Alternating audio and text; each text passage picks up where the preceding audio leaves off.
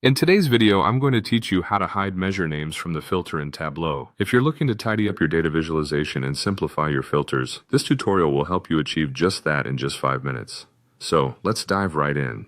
First things first, you'll need to open the Tableau public app. This is where all the magic happens. If you don't have it installed, you should do that before getting started.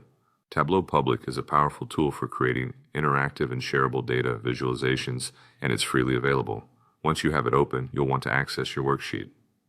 This worksheet should be the one where you're managing your data analysis or visualizations.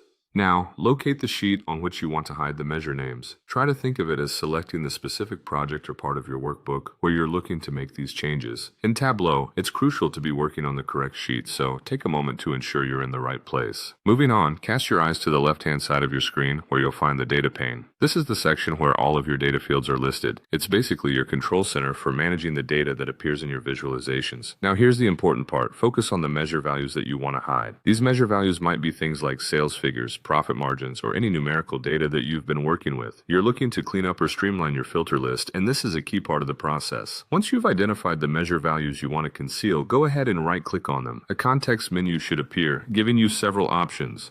From this list, select the Hide option. By doing so, you are telling Tableau that these specific measure names should no longer appear in your filter box, making your data analysis more focused and less cluttered. After you've successfully hidden the measure names, don't forget to refresh your filter. Refreshing ensures that the changes you've just made are applied effectively. The visualization and data should now reflect these updates, showing a cleaner and more streamlined filter.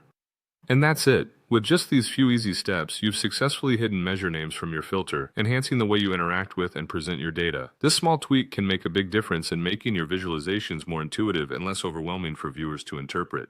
Thanks for watching, and be sure to try this next time you're working in Tableau to keep your data neat and organized.